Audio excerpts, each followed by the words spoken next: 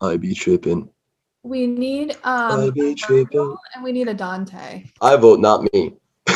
Why? I'm bad at reading. I'll do Dante. I'll do You literally just said not me. Dante. I think Allison should do Dante. I'm reading it, baby. Oh, you're the The narrator, right? narrator, yeah. Which is also Dante, but It's also Dante. Pro. I'll do Dante. I can be the virgin today. amazing. Okay. Oh, also the chapters are called Canti, which means songs, which is cute. It's not important. So we're supposed to sing it. Yeah, When sing. halfway through the journey of Yes, this will be your next album, Marat. That's it. I found that I was in a gloomy wood because the path which led right was lost, and how hard it was. Just say what? Okay, no. I mean, if you think about it, it I love kind it. of like the fact that they're called songs is kind of similar to like bardic tradition or like the epics that were like basically sung or like recited, harkening back to the Iliad. And there's going to be, I feel like, a fair amount of references to classics. So we may recognize some of our friends. Damn, maybe a couple cameos like Brad Pitt. Yeah, Brad Pitt might show up. You would What show up. hell do you think Brad Pitt is in? Wait, no, don't answer that. We'll get to that. We'll get to that. No. Brad Pitt, enemy of the podcast, is in the circle for liars. Nice. Okay, anyway. Brad, I don't support this opinion, Brad. Don't cancel us, Brad. When halfway through the journey of our life, I found that I was in a gloomy wood because the path which led aright was lost. So when he says our life here, that's kind of the first indication that he's not just talking about himself. He's talking about like all of Italy. He's also talking about like this like an experience everybody has to go through. And then that path which led aright is like in the original it was the via dritta, which is like the straight path, but it also means like virtuous and holy, and like we kind of lost our spiritual footing here. And how hard it is to say just what this wild and rough and stubborn woodland was, the very thought of which renews my fear. So bitter 'tis that death is little worse, but of the good to treat which there I found, I'll speak of what else I discovered there. I cannot well say how I entered it, so full of slumber was I at the moment, when I forsook the pathway of the truth. But after I had reached a mountain's foot, where that vale ended, which had pierced my heart with fear, I looked on high. Slumber in the original was somno, which means like sleep, but it also means confusion and bewilderment and like kind of the truth being clouded. And then that mountain is the mountain of heaven. And we'll see later like some more heaven imagery on the mountain. But he's like, I'm making my way through this dark, gross forest. It's so scary in here. And I finally made it to this mountain. It's beautiful. And I'm like looking up at it. And it makes me less scared. And saw its shoulders, the shoulders of the mountain, mantled already with that planet's rays, planet being the sun, which in this case represents God, which leadeth one aright o'er every path. Then quieted a little was the fear, which in the lake depths of my heart had lasted throughout the night I passed so piteously. And even as he who from the deep emerged with sorely troubled breath upon the shore, turns round and gazes at the dangerous water. Even so, my mind, which still was fleeing on, turned back to look upon the past which ne'er permitted anyone to live.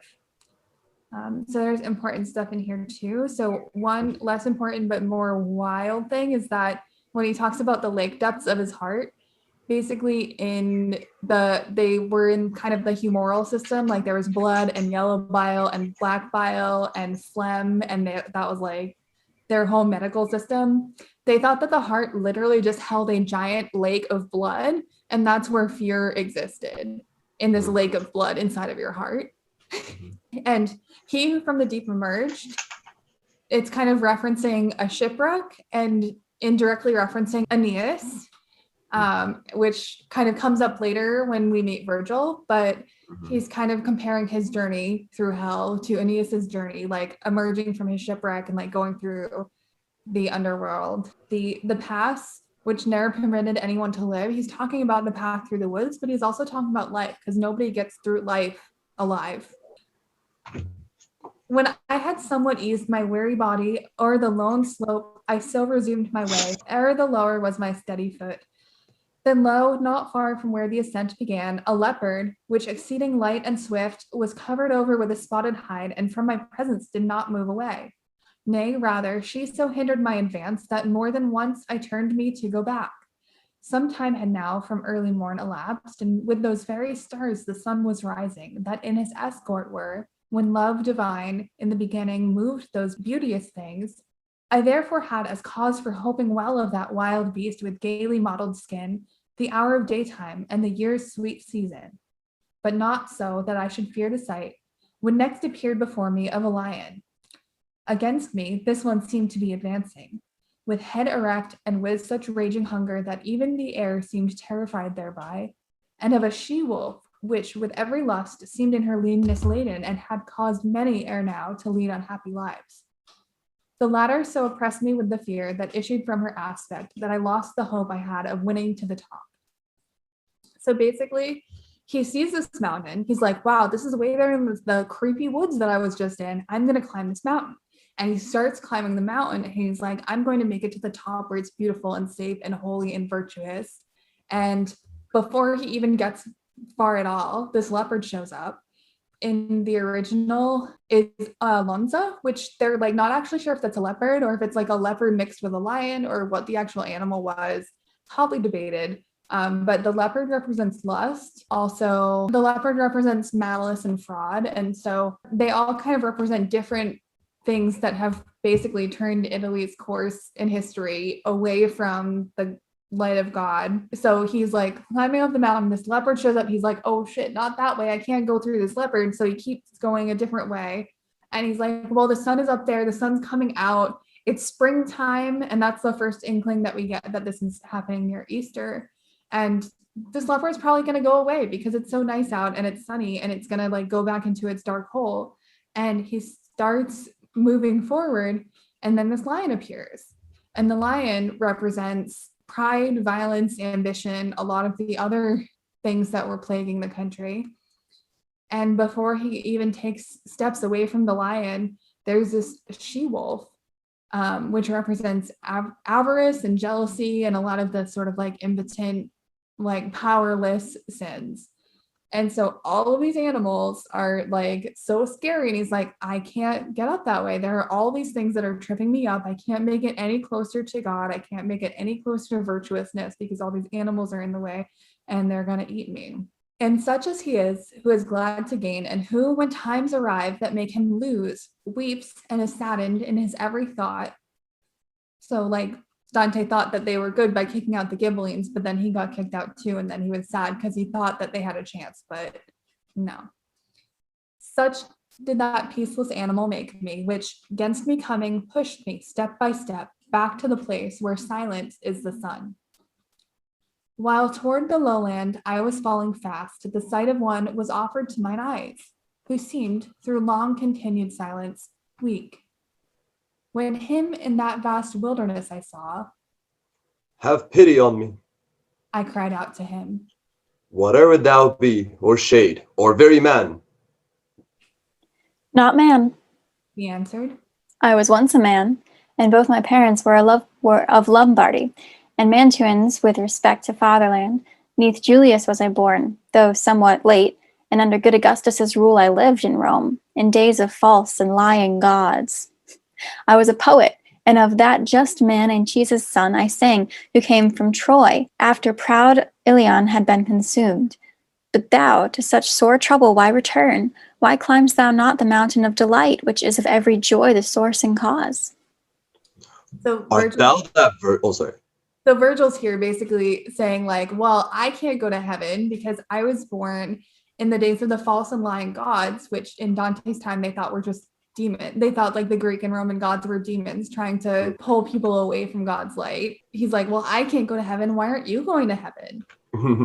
It's kind of cool, like how a lot of demon imagery we're taking from like the what are those called, paganist gods, especially how Pan is used as like super evil whatever, but in reality Pan was just like a boy. He was just a man. Art thou that Virgil then, that fountainhead which poureth forth so broad a stream of speech? I answered him with shame upon my brow. O light and glory of the other poets, let the long study and the ardent love which made me con thy book avail me now. Thou art my teacher and authority. Thou only art the one from whom I took the lovely manner which hath done me honor. Behold the beast on whose account I turned. From her protect me, O thou famous sage, for she makes both my veins and pulses tremble. So I have another important medical note here. So first, when he says, I loved you, that made me con thy book, he actually means like study and search for guidance in life. So he was like desperately searching through Virgil's poetry, trying to find some plan. And when he says, you are my teacher and my authority, in the original, that's autore, which means author as well. So it's like basically Dante saying like, I'm trying to be like you. But when he says, you make my veins and pulses tremble, this is another really important medical piece of information. So we know, do you know about the humoral system? There was like the 4 humors, and they needed to be in balance in your body. In medieval times, they thought that the veins, which led away from your heart, contained blood, which they thought was produced by the liver. And that was the like hot, wet humor. So like very vital, very passionate. It was the red humor. They thought like, you know, if you're too like angry, we should just take some of your blood out and then you'll be fine. And they thought that the arteries carried air. So they thought that the arteries were full of air, which contained the pure spirit and your vital force that made you a person. So when Dante's saying that his veins and pulses trembled, he's saying basically, I'm scared for my physical safety, but I'm also scared for my spiritual safety. Arteries do not contain air. We know this. You will die. Going back to the heart, the liver does not make blood. But in Dante's time, that's what he meant by these two like veins and pulses. So Virgil responds, a different course from this must thou pursue. He answered, when he saw me shedding tears. If from this wilderness thou wouldst escape, for this wild beast, on whose account thou criest, alloweth none to pass along her way, but hinders him so greatly that she kills, and is by nature so malign and guilty that never doth she sate her greedy lust, but after food is hungrier than before. Many are the animals with which she mates, and still more will there be, until the hound shall come, and bring her to a painful death. He shall not feed on either land or wealth, but wisdom, love and power shall be his food. And 'tween 2 Feltros shall his birth take place, of that low Italy he'll be the savior, for which the maid Camilla died of wounds with Turnus, Nisus, and Euryalus, and he shall drive her out of every town till he have put her back again in hell, from which the earliest envy sent her forth. I therefore think and judge it best for thee to follow me, and I shall be thy guide, and lead thee hence through an eternal place, where thou shalt hear the shrieks of hopelessness of these tormented spirits of old times, each one of whom bewails the second death. Then shalt thou behold who, though in fire, contented are, because they hope to come, whene'er it be, unto the blessed folk, to whom, thereafter, if thou wouldst ascend, there'll be for that a worthier soul than I. With her, at my departure, I shall leave thee, because the emperor who rules up there, since I was not obedient to his law, wills none shall come into his town through me. He rules as emperor everywhere, and there as king. There is his town and lofty throne. Oh, happy he whom he thereto elects. So Virgil's got a lot to say there. He basically is laying out the plot of the entire trilogy. Yeah. Spoilers. He talks about, you know, these animals, and he talks about particularly the wolf that's like running rampant and so greedy for power and for, you know, consuming everything that it comes across. And he says, you know, she's just going to keep running rampant and mating with all of the animals, or if we're looking at this as a political allegory, taking on more and more land, you know, absorbing more and more countries until the hound comes and brings her to a painful death. So there's a lot of debate as well about who the hound was. in the original, the word that Dante used was veltro, which was it's like a trained hunting dog and very like loyal and very, virtuous in the sense that it's like exactly what you want a dog to be if you own hounds. And it's like in direct opposition to that wild nature of the wolf and the like just the pure hunger and rage and lust that we see in the wolf. Could be seen as Jesus like saving everybody, could be seen as Jesus coming back after the end times, could be Emperor Henry VII, who Dante, even at his death thought that maybe he was going to bring peace to everything and fix Italy and right Italy's course. It could have been Dante talking about himself being a little like, maybe I'm going to do this. Could have been Dante's benefactor, like his patron. The clues that we get are not really very clear. He talks about this person will be born between two feltros, and a feltro most likely meant like these felt caps, like Robin Hood hats, and possibly it meant that this person was born under the sign of Gemini, which at the time was believed to be like Castor and Pollux, who were seen as wearing felt caps. And that was Dante's sign. Dante was born under the sign of Gemini, so he could have been talking about himself. Yes, I'm gonna bring salvation. I'm the best. There's a lot of debate about that, and scholars are really like, don't really know. There's not really much clear evidence. But when Virgil is saying his birth shall take place, basically because Virgil died in the past, anything that's going to happen after Virgil's death shall take place. Virgil doesn't really understand the passage of time, on Earth, because he exists in this timeless space. So then Virgil talks about, that hound will save Italy. He'll drive that wolf, that spirit of avarice and greed and all of the bad things that are driving Italy into the ground. This hound will drive all of that stuff out of Italy, and Italy will be saved. Then Virgil's like, I think you should follow me. Like, you're not going to be able to climb up this mountain because this wolf's in the way. I think you should follow me through hell.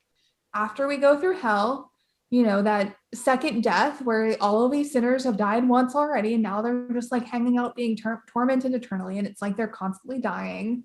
Then we're going to go through this place where everybody's on fire, but they're cool with it because they know, once they get through purgatory, they get to go to heaven. And then once you get through purgatory, I can't take you anymore because God says that I can't, because I'm not allowed in heaven because I was born after the concept of heaven existed. So Beatrice is going to take over. You know her, right? He seems to have a very good attitude about this, despite the fact that it's not fair at all. Yeah. The emperor who rules up there, since I was not obedient to his law, wills none shall come into his town through me. Yeah, so Virgil is actually kind of cool with it because he's not like being tormented in the same way that a lot of the people lower down in hell are. Because God is basically like, you know what, like you were cool, you didn't really do anything wrong, you didn't hurt anybody. You can just hang out in hell. Like, I'm not gonna have anybody torment you. You just exist. You know that like this mountaintop exists and it's beautiful and awesome up here, and you can't come up here, and that kind of sucks. But you can just like hang out down here and think for a while. And Virgil's like, I like thinking. I love me some thinking. So he's not happy. Like he recognizes what he doesn't have access to, but he's not like being constantly tortured in the fires of hell or anything.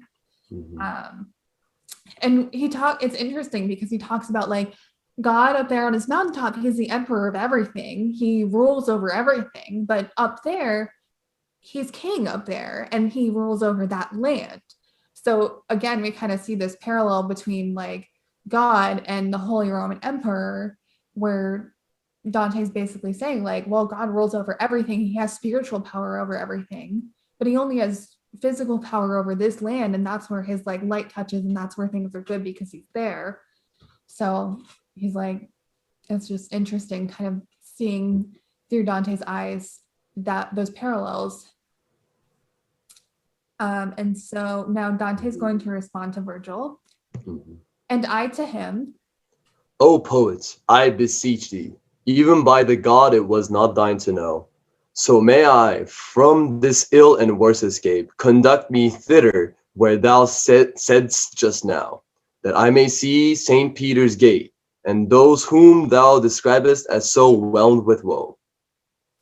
he then moved on, and I behind him kept.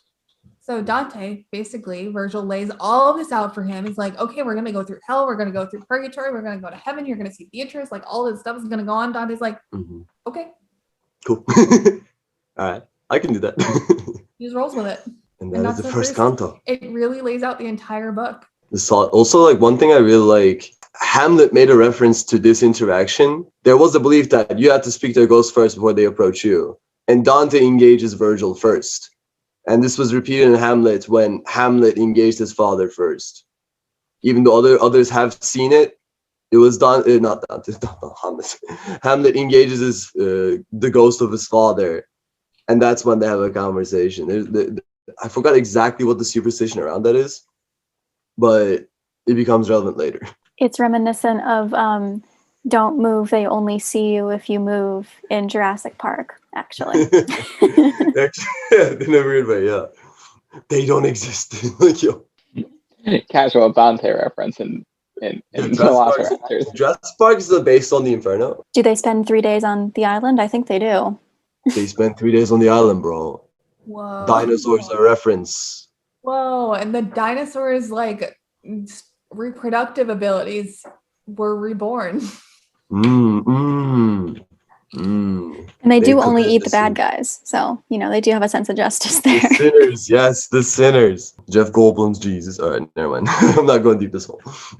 I'm not going down this hole. Sometimes, like thinking about symbols makes a text harder, but I feel like this text is nearly impossible to understand unless you go into the symbols. Like you basically have to do that work to have any It doesn't idea make what's going sense. on. Yeah. Yeah, like, it's like, imagine like a person from like 1600s looks at like a SpongeBob meme. They're like, what? Like, what am I looking at here? Yeah, context is like everything. It's also hard because a lot of the symbols, even the like Dante scholars are like, Something on Wikipedia that I saw about the hound. Dante's benefactor, his whatever you call it, was named Can Grande because he was the big hound, and his family was like known for being hounds. This guy's just like going by the name Big Hound, and he's like, and the Big Hound will bring them to justice. No, because it doesn't really make sense when you don't know the context. Like, cool. Dog, okay. It's like Clifford the big red dog shows up. Yo, this is the original Clifford, bro. Clifford is based on the Inferno. I'm here to eat the Pope. Clifford's the devil. Oh no. Why does the evil one have to be female? I thought maybe it was referencing the wolf that nursed Remus and Romulus. Sorry. The boys who started Rome, because they were like raised by a she-wolf. So I thought maybe like that's why it's a female wolf. Definitely. But I don't know. I mean, so the female wolf is supposed to represent Rome because of that story. And Rome's birth happened with Romulus and Remus being nursed by a wolf and like a she-wolf. Romulus and Remus were brothers, and one of them kills the other. So there is a sense of innate guilt within the existence of Rome that is being represented by this she-wolf. And why can't I say that? Remus and Romulus. Remolo and Pamelo. I think I'm trying to say Remus Lupin, but it's like not coming out. Anyway, they were descendants of Aeneas from Virgil's Aeneid. So, connection there. I don't know. Dante's like a weird guy. His literature is very cool, but I think he definitely had sort of an obsessive bent to him. 100%. Particularly when it comes to Beatrice. Yeah, he does seem very passionate about like every person he's ever interacted with, one way or the other. Like he either like hates them or is obsessed with them. Yeah. He's got a lot of feelings. Sounds like he has too much blood. Yeah. Got too much blood, dude. Let some Got out. too much juice. Gotta let some of that out. He wrote this whole treatise on politics called De Monarchia, and basically in it he like was extremely methodical in the way that he thought about and wrote about politics, and it feels very like he was very black and white about it, and very like, this is exactly the way it should be. People need rules, people need order, and it does feel like there could have been something going on where he might not have been neurotypical. He might have been very like, he might have been a little bit neurodiverse in the way that he thought about things and the way that he interacted with people. I mean, the fact that when they were like, well, you could just pay this fine, and it was an exorbitant fine, but he could have paid it. Like, his family had a lot of money. They were wealthy merchants, but he was like, no. And I think his mom, I'm trying to remember, I think his parents were both certainly dead by the time that he went into exile. I think they died when he was fairly young, but he had access to a lot of money. He could have paid this fine and just been like, yeah, like, it's fine. Like, sorry that I did fraud or whatever. Here's some money. Let me continue living in my city. And he chose to live in exile for his entire life, which would have been at least a couple decades at that point, rather than lie and say that he committed this crime. So we know he was like so torn up about not being in Florence anymore. So he had very like rigid ideas about good and wrong and how the world should work, and was not willing to compromise those in any way. I mean, I guess it does make sense when you're thinking contextually about like how extremely important the church was at that time. For how much Dante criticized the church, how much of his life was made difficult by the church, Dante did not lose his faith one bit. He stayed quite faithful, which kind of like, I'm sure in terms of many standards, Dante would not be considered a good Christian. But upon analysis, I think Dante is a great representation of a Christian. It's interesting how like Dante's interpretation of Christianity led people further away from Christianity due to churches and like the Pope's actions, and how Dante's way of thinking led people away from it and eventually led to the Renaissance, which kind of is cool. I mean, ultimately, Dante's whole point, like his entire thesis, was the Pope does not represent what it means to be a good Christian anymore. They're like, he's taking advantage of his position to gain power and land and influence, and like that kind of sucks because that's not his role. Yeah, I mean, it's really interesting too, because I think now we think about the Pope as like a figurehead or somebody who makes like literally only has spiritual power.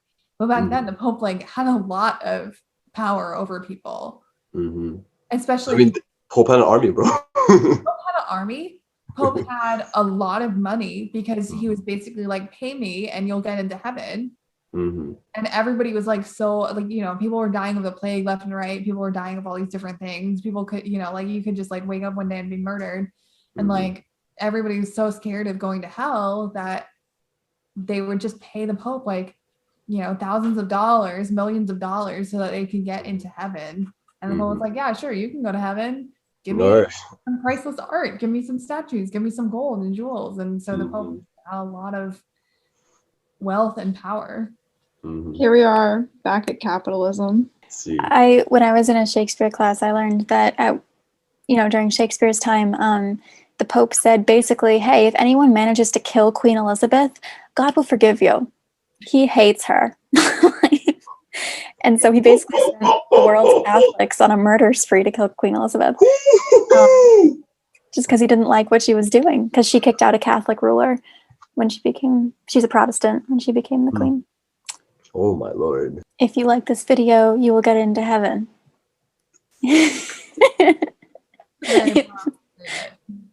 Dislike it to go in that direction. Oh, yes, dude. The direction of the thumb is where you're going, bro. Yeah. I feel like this is a weird play because we want them to come with us to hell. Do you want downloads on this video? We want them to come down hell, down through all those little layers, and up into purgatory. Nice. Thumbs up for purgatory. So give us a download and then an upvote. Dislike and then a like. Yeah, that's what you need to do. That's what you need to do.